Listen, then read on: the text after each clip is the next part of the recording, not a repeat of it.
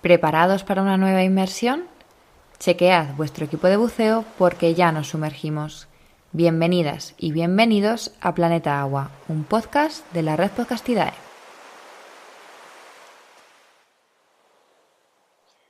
Hoy, en Planeta Agua, nos sumergimos en busca de unos animales que han cautivado a todo buceador que haya tenido la suerte de toparse con ellos debajo del agua. Hoy vamos a hablar del maravilloso grupo de los cefalópodos con el doctor Fernando Fernández Álvarez, experto en la familia de las botas, quien además está disfrutando actualmente de una beca postdoctoral en la Universidad Nacional de Irlanda, estudiando estos fantásticos seres. Hola Fernando, bienvenido a Planeta Agua y muchísimas gracias por estar aquí en este episodio. Hola Natalia, muchas gracias por invitarme. Estoy encantado de estar aquí y bueno, podemos dar paso a la entrevista cuando quieras. Bueno, ¿quiénes son los cefalópodos, Fernando? ¿De qué animales estamos hablando?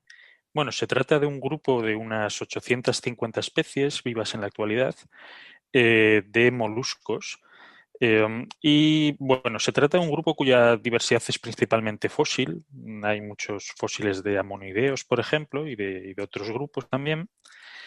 Y bueno, tiene una cierta diversidad. Son todos organismos marinos. Hay alguno que tolera cierta bajada en la salinidad y entonces puede aparecer en alguna zona de estuario, pero principalmente marinos. Y casi todos son depredadores. Así en líneas generales es lo que podríamos decir sobre falópodos. ¿Y qué grupos incluye? Sí, en la actualidad, como decía, son unas 850 especies y tenemos dos grupos principales. Los nautilos, que es un grupo cuya principal componente de la biodiversidad es fósil, pero en la actualidad existen unas 6 especies en dos géneros, Alonautilus y Nautilus. Y son unos animales con una biología muy diferente a la del resto de los cefalópodos vivos en la actualidad, que tienen una concha externa y tienen en torno a unos 90 tentáculos. Son realmente morfológicamente muy diferentes. Y luego el grueso de la biodiversidad existente de cefalópodos en la actualidad se corresponde con los coloideos, que también incluye grupos fósiles, como serían los belemnites, y podemos hablar de dos grupos principales vivos en la actualidad, que son los octopodiformes, que incluyen los vampiros, o también se les llama calamar vampiro, pero no tienen absolutamente nada que ver con los calamares. Entonces la tendencia actual es más llamarlos vampiros simplemente, el Vampiroteutis infernalis. Se trata de un animal fascinante que vive en la capa del mínimo de oxígeno, en torno a unos 600 metros de profundidad, y que tiene una biología también muy diferente a la del resto de los cefalópodos. Estoy empezando por los que son diferentes casi que por los normales. Pero bueno, este animal además tiene sus tasas metabólicas muy bajas, parece ser que se alimenta de detritus, a diferencia del resto de los cefalópodos que son depredadores. Y dentro de este grupo de los octopodiformes, la mayor parte de la biodiversidad la ocupan los pulpos. Pulpos pueden ser de dos categorías, los pulpos cirrados, que tienen como una especie pequeña de cirros en cada uno de sus brazos y unas aletas, y por esta razón se les llama Dumbo octopus en inglés, o los podemos llamar calamares, pulpos Dumbo, debido a que un poco en los vídeos que se pueden ver en internet recuerdan a la forma que tendría Dumbo con esas orejonas gigantes. Entonces se pueden ver muchos vídeos de estos animales si se buscan en el Monterrey Research Institute en Google o en YouTube. Y luego el resto de los pulpos son los incirrados, que ya no tienen estas estructuras de cirros en cada brazo y que pueden ser bentónicos, aunque también los hay pelágicos, o sea, que viven en el fondo del mar versus que viven en la columna de agua. Y estos animales también pueden aparecer en aguas someras, mientras que los pulpos cirrados son todos de aguas muy profundas. Así que es muy improbable que cualquiera buceando o haciendo snorkel cerca de la columna cerca de la costa los pueda ver. Esto en cuanto a los octopodiformes. Y luego tenemos el otro grupo grande de cefalópodos vivos en la actualidad, que son los decapodiformes, que incluye una mayor biodiversidad. Estamos hablando de varios órdenes, como podrían ser el orden de las sepias, el orden de los sepiólidos o globitos. Están los espirula, que se trata de unos pequeños calamares con una concha interna. Y luego tenemos los calamares oceánicos, que pertenecen a dos grupos, los Batididea, que es un grupo menor, y luego su grupo hermano, que es el grupo más diverso de cefalópodos que existe en la actualidad, que son los Eugopsida. Son calamares puramente oceánicos, y estos son los que estudio yo y en los que se encuentra la familia de las potas, que es en la que hice mi tesis doctoral. Y incluyendo a las potas, por ejemplo, es el grupo de cefalópodos más pescado a nivel mundial. Aproximadamente el 50% de las capturas de cefalópodos se corresponden con el puñado de especies de esta familia que se pesca. Y, por ejemplo, los aros de calamar que se suelen comprar congelados pues suelen ser potas, habitualmente pota argentina o también potón del Pacífico existe. O sea, es el calamar que más se consume. Y bueno, nos has comentado que los cefalópodos están dentro del filo de los moluscos, del filo molusca. ¿Qué características podríamos resumir que comparte con el resto de clases que conforman este filo? Bueno, para empezar tienen la estructura del cuerpo con un manto que protege la cavidad interna con todos los órganos, y la parte del pie de un caracol, por ejemplo, es lo que se ha transformado en los brazos y en los tentáculos de los pulpos. Además, tienen otras estructuras características de los moluscos, como puede ser la rádula, que está presente en prácticamente todas las especies de cefalópodos. Y bueno, la morfología y anatomía general del grupo se corresponde con la de cualquier molusco del pie en los apéndices, que le sirve para agarrar cosas o para alimentarse.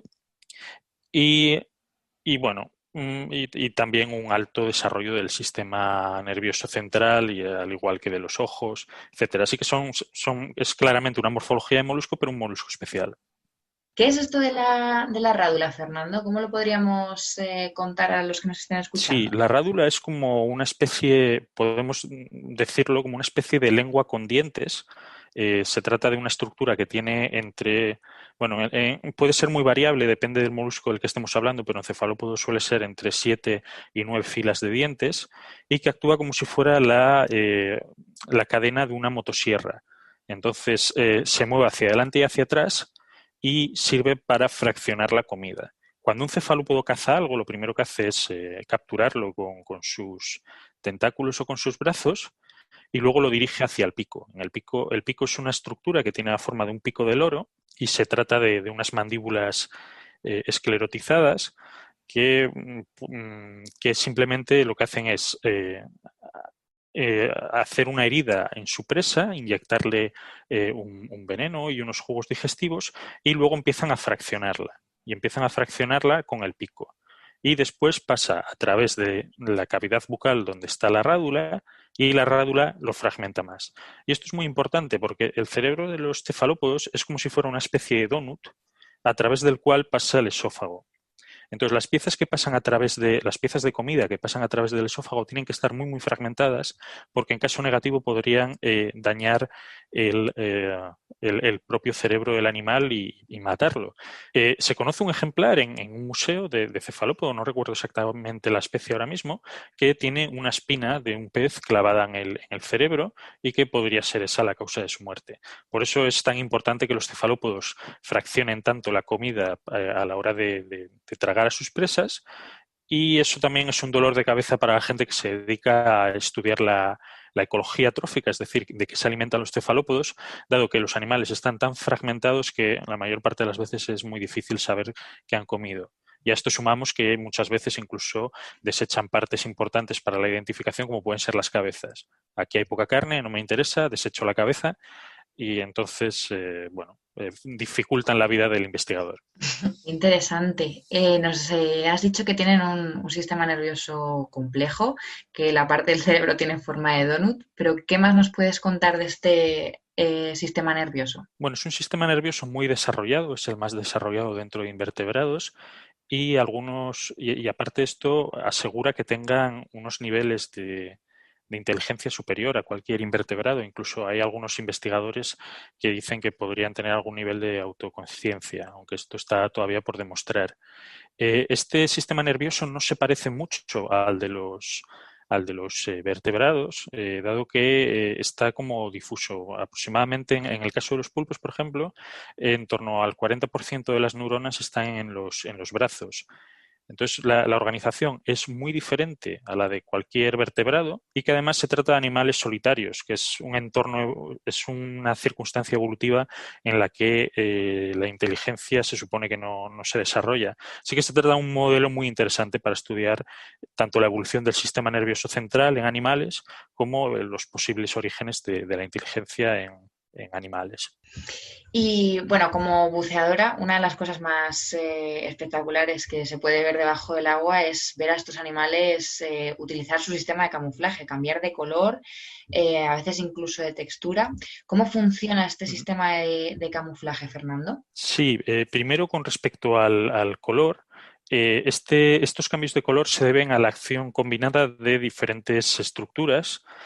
La primera de ellas, y la más importante, serían los cromatóforos, que se trata de una especie de saco de pigmento al cual se unen unas fibras musculares que pueden estirar o encoger este saco de pigmento, lo cual afecta al color. Entonces pueden contraerlos y en ese caso es más difícil encontrar el cromatóforo o estirarlos de modo que se puede ver con más nitidez en la piel. En algunos casos, como puede ser en el caso de las potas, tenemos un único color, que sería el rojo, o sea, un único tipo de cromatóforo, y sin embargo, en otros animales como sepias, pues tenemos tres tipos de cromatóforos que incluirían pigmento amarillo, rojo o marrón. Luego, además, tienen unas estructuras denominadas iridióforos que son responsables de de esta tonalidad metalizada que a veces tienen los cefalópodos. Y luego están los leucóforos. Los leucóforos son unas células que se dedican a reflejar la luz. Eh, Además de esto, muchos cefalópodos son capaces de cambiar la estructura de la piel, como comentabas, y esto se debe a la presencia de musculatura estriada y lisa que permiten cambiar la forma de la piel y mantenerla durante periodos prolongados de tiempo. A todo esto hay que sumar que algunas especies incluso tienen fotóforos, que son estructuras que producen luz, que puede ser en combinación con bacterias que producen esta luz por un mecanismo conocido como simbiosis, en el cual ambos organismos se benefician de su interacción, o también algunos producen la luz con su propia morfología del cefalópodo.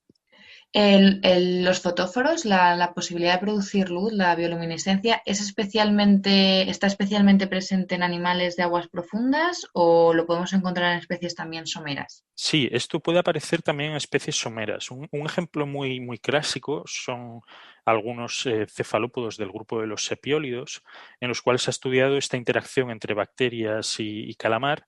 El ejemplo más claro es Euprymna scolopes, que es un sepiólido que se combina con una bacteria conocida como Vibrio friseri, que ambos utilizan esta interacción para proyectar luz contra el fondo del mar, de modo que difuminan la sombra que produce el Euprymna al pasar. Pero lo más común es que aparezca en animales pelágicos y especialmente en animales de profundidad, como comentabas. En algunos casos puede estar relacionado con atraer a posibles cópulas, como podría ser en los calamares de cristal o cránchidos, y también en algún pulpo pelágico. Vale, ay, qué interesante. Y bueno, evidentemente hay diferencias entre grupos, entre especies, pero podríamos intentar contar el ciclo de vida general de un cefalópodo desde la época de reproducción, cómo se reproducen, si hay un cortejo, después de la fecundación. Podemos intentar ir paso por paso. Sí, voy a empezar por el embrión, que me resulta un poco más sencillo. Entonces, estos animales tienen, bueno, todos los cefalópodos utilizan huevos en los cuales hay un embrión que se va desarrollando. En el momento del nacimiento podemos tener dos opciones distintas de desarrollo. Una sería que del huevo emerja directamente un juvenil bentónico cuya morfología es muy similar a la del adulto y que además tiene una ecología también parecida. Por ejemplo, un caso de este tipo sería una sepia, del cual emerge del huevo una mini sepia que se alimenta de animales parecidos a lo que haría un adulto, que vive de forma parecida a un adulto, etcétera. Y sin embargo, luego tenemos otros organismos que producen lo que se denomina una paralarva planctónica.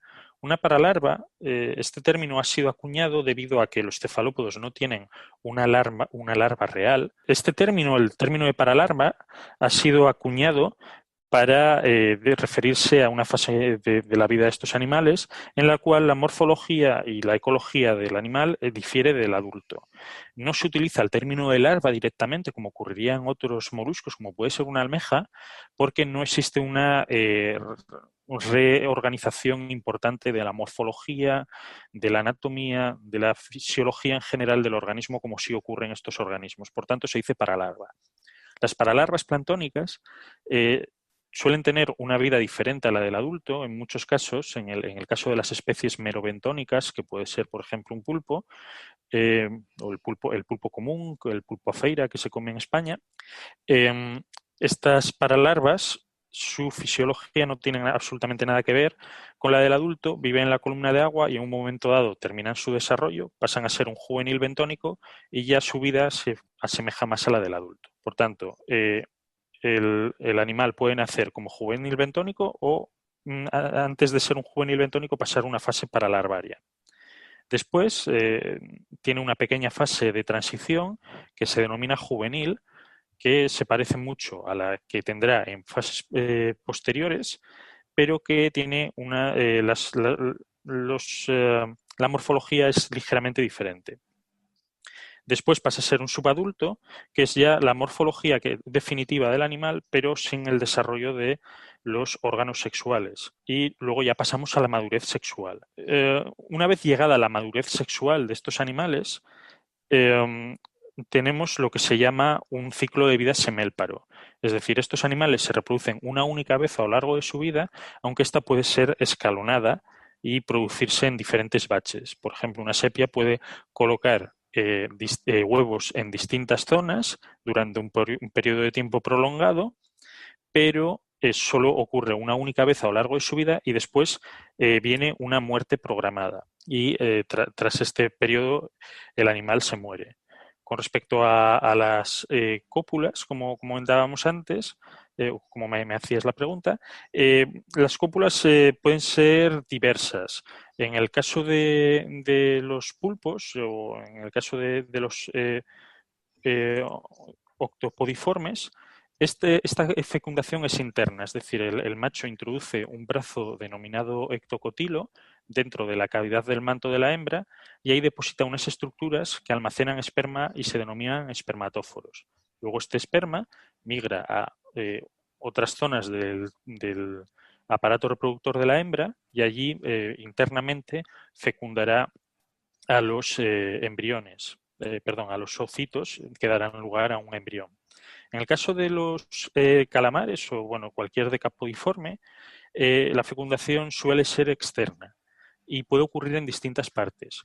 En el caso de muchos calamares, el macho también introduce este ectocotilo dentro de la cavidad de la hembra, pero en algunos casos, como por ejemplo en la mayoría de las potas que estudié durante mi doctorado, estos espermatóforos se sitúan en la membrana oral de la hembra, de ahí emerge el esperma y estos espermatozoides migran a estructuras de la membrana oral de la hembra que se denominan receptáculos seminales. Y en los receptáculos seminales, estos espermatozoides pueden estar almacenados durante semanas o quizá meses hasta el momento en el que la hembra ya hace una masa de huevos y utiliza este esperma para fecundar externamente sus ocitos. Esto sería un poco un resumen del desarrollo de la vida de los calamares y de cualquier cefalópodo. Y todo esto, Fernando, ¿en qué media de tiempo ocurre? ¿Estamos hablando de animales longevos?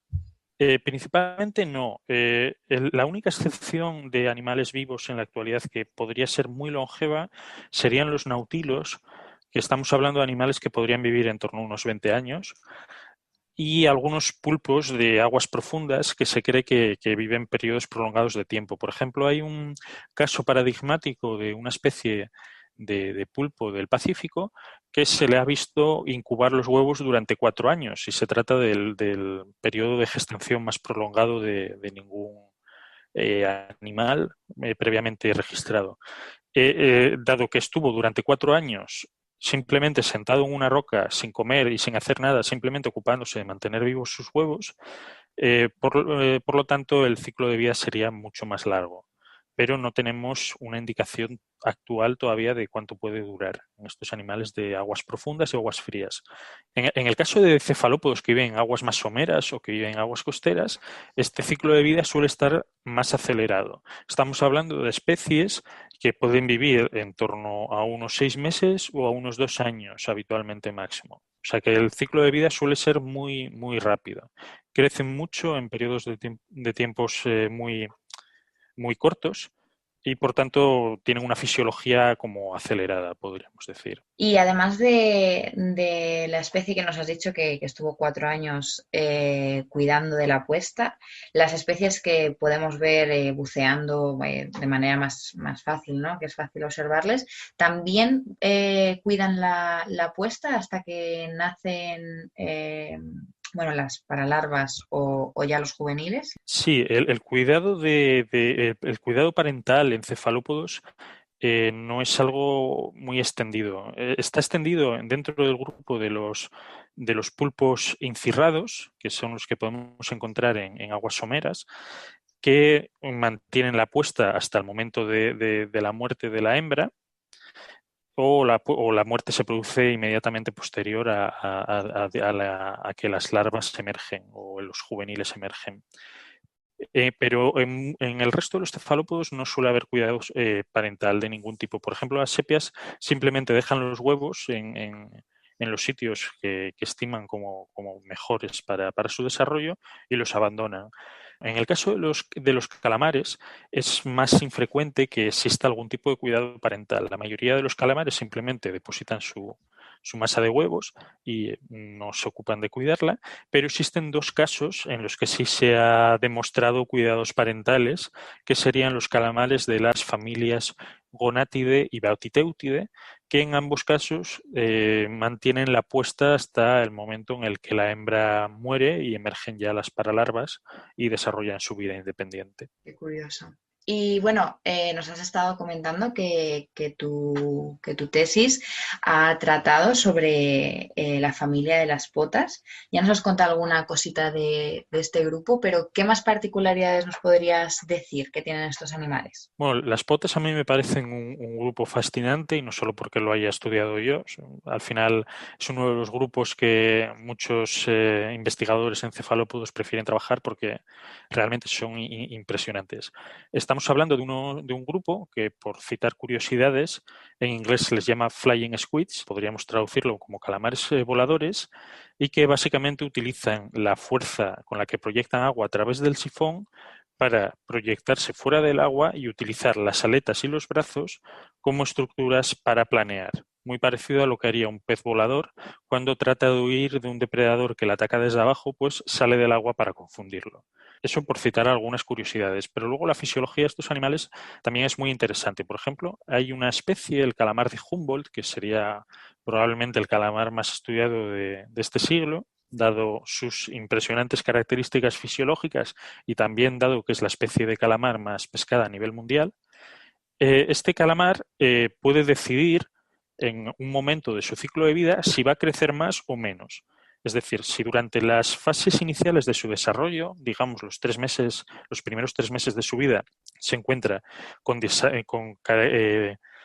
condiciones ambientales favorables, pues decide crecer y crece durante 2 años y medio y alcanza tallas impresionantes de unos 60-80 kilos las hembras. En el caso de que tenga malas condiciones durante estos 3 primeros meses de vida, decide que no va a crecer más y a los 6 meses alcanza la madurez sexual y se reproduce con unos 250 gramos de peso. Estamos hablando de una diferencia abismal entre la talla de madurez de las hembras en función de las características con las que se encuentran. Luego, además, también se trata del único grupo de cefalópodos descrito en la actualidad cuya dieta cambia desde el momento en el que son paralarvas, en el cual son detritívoras, y luego pasan a ser animales carnívoros y de hecho unos depredadores muy voraces. Por tanto, tienen una serie de características en cuanto a su biología, fisiología y demás que les hacen un grupo muy interesante para trabajar con ellos. Qué distribución tienen en la columna de agua? ¿Hablamos de animales de aguas profundas o tenemos especies de todos los niveles? Sí, se trata de animales principalmente oceánicos y por tanto son principalmente animales que viven en la columna de agua. La mayoría de las especies no tienen ningún tipo de interacción con el fondo a lo largo de su vida, como podría ser el calamar que dije antes, el calamar de Humboldt, u otras especies como la pota saltadora, que tampoco tiene ningún tipo de interacción con el fondo a lo largo de su vida. Pero sin embargo hay otras especies que viven en aguas más cerca de la plataforma continental que incluso tienen comportamientos de reposo sobre el fondo del mar. Entonces es variable. Hay algunas especies que tienen algún tipo de asociación con la plataforma y por tanto son las que podemos encontrar como pesca incidental en pescas de arrastre en la plataforma continental, y luego hay otras especies que son puramente oceánicas y pelágicas y por tanto no están en rangos de profundidad eh, puramente de organismos pelágicos. La profundidad en la cual los podemos encontrar en el caso de las especies que son puramente pelágicas, pues van desde la superficie del agua hasta los 1000 o más metros de profundidad. En muchos casos incluso tienen migraciones verticales diarias, es decir, durante el día están a más profundidad para evitar que depredadores que utilizan estímulos visuales puedan detectarles, y durante la noche suben a aguas más someras para alimentarse de organismos que migran en la columna de agua para alimentarse de lo que hay en aguas más superficiales, que es donde se desarrolla la fotosíntesis y por tanto hay más biomasa sobre la que depredar. Así que son animales que su profundidad puede variar a lo largo del momento del día y además también varía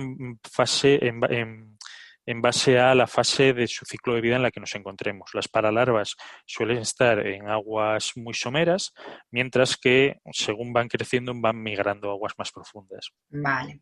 Actualmente también estás trabajando con potas, ¿verdad? ¿Qué estás estudiando sobre estos animales? Sí, bueno, ahora durante mi etapa postdoctoral financiada por el Irish Research Council y desarrollada en la National University of Ireland, Galway, estoy desarrollando un proyecto de diversidad del genoma de estos calamares oceánicos.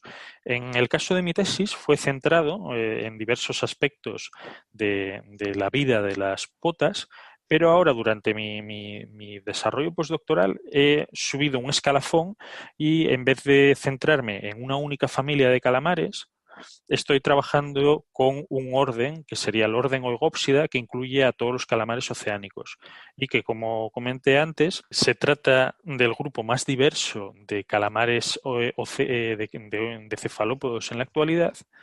Y estos calamares oceánicos eh, tenemos muy poco conocimiento acerca de diversos aspectos sobre su evolución, sobre su fisiología, etcétera. Entonces, estoy intentando cubrir esta laguna de conocimientos que tenemos para evaluar cómo ha evolucionado la morfología de diversos detalles de su fisiología, etcétera, en estos calamares. Esto es lo que estoy haciendo durante este primer año de mi postdoc. Y durante el segundo, pues me voy a centrar en los efectos de las barreras producidas por corrientes oceánicas en los mecanismos de especiación. Quiero conocer si hay diversidad críptica dentro de estas especies de calamares, es decir, si lo que estamos identificando como una única especie incluye varias o no, y cuál sería el efecto de las barreras oceánicas dentro de estos mecanismos de especiación. Y esto se debe a que es normal que la gente tenga una percepción de que en el océano no hay barreras a la dispersión, que es un continuo en el cual los animales pueden moverse sin ningún problema. Sin embargo, nos encontramos con que hay barreras, como puede ser un frente oceánico, que evitan que las paralarvas de una especie migren a la otra parte del frente oceánico y, por tanto, a lo largo de las generaciones ocurre que dejan de reproducirse y llega un momento en el que ya no pueden reproducirse entre las dos partes de lo que originalmente era una única especie y se produce un fenómeno de especiación. Uf, qué interesante. Pues estaremos atentos a esos resultados. Y bueno, para ir finalizando, te quería preguntar, es una pregunta muy general, pero en la actualidad, al final nuestros océanos están en una situación un poco delicada, ¿no? ¿Está suponiendo una amenaza para los cefalópodos? ¿Hay algún grupo, alguna especie que se pueda decir que tiene un problema de conservación actual? Sí, es una pregunta complicada porque de muchos cefalópodos tenemos muy poca idea de cuál es la dinámica de sus poblaciones, como por ejemplo cualquier calamar pelágico. Podríamos pensar que a lo mejor problemas como el cambio climático, que sí que se está viendo que afecta a la distribución de algunas especies, pero en general parece que les resulta positivo, dado que expanden el hábitat que pueden ocupar. Pero, sin embargo, otros problemas como podrían ser los microplásticos o la contaminación, pues quizá les puede afectar de algún modo. Pero en el caso de especies que viven en aguas más someras, y que por tanto son objeto de consumo humano, estamos hablando de especies de sepias o de pulpos, sí que sí que puede haber cierta sobreexplotación del recurso. De hecho, en los 2 últimos años ha habido cambios en el precio del pulpo debido a que parece que está ciertamente sobreexplotado. Por tanto, sí, estamos amenazando con nuestras actividades humanas a algunas especies de cefalópodos. Pero ¿cuánto lo hacemos? Es una pregunta que todavía está por contestar. Ok. Y bueno, antes de despedirnos, Fernando, ¿cómo te podemos encontrar en las redes para seguir todo lo que compartes sobre este mundo tan apasionante? Sí, mi principal fuente en redes sociales sería mi Twitter, que es cefafalópodo. Y ahí se puede encontrar contenidos divulgativos, principalmente escritos en inglés, pero en ocasiones también en castellano, y suelo hacer algún resumen a nivel de cualquier ciudadano sobre los artículos que publicamos. Luego, además, también tengo perfiles en redes sociales más especializadas de ciencia, como puede ser ResearchGate, también se me puede encontrar ahí. Y bueno, pero principalmente Twitter. Muy bien, pues ahora sí, Fernando, nos despedimos. Muchísimas gracias por acompañarnos en este episodio de Planeta Agua. Muchas gracias por contar conmigo. Bueno, y a todas y todos los que nos escucháis, recordad que tendréis información ampliada sobre esta entrevista en el blog www.godeeperproject.com, que nos podéis seguir en Instagram como @godeeper_blog o en Facebook como godeeperproject. De todas formas, tenéis todas las cuentas, plataformas y otros recursos que hemos mencionado a lo largo de la entrevista en las notas del programa. Hasta la semana que viene y, como siempre, nos vemos debajo del agua.